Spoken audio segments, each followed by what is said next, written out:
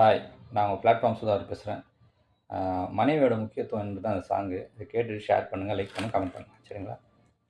பொண்டாட்டி தான் தெய்வம்னு மனசுல வச்சுக்கடா. அவ கண் கலங்கி நின்னுடாம எப்பவும் பார்த்துக்கடா. உனக்கு ஒண்ணு நான் துடிச்சு போற இன்னொரு தாயடா.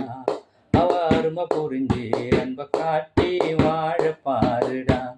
என் பொண்டாட்டி என் வாழ்க்கையில எனக்கு கிடைச்ச திம்பன பொன்விட்டாட்டி.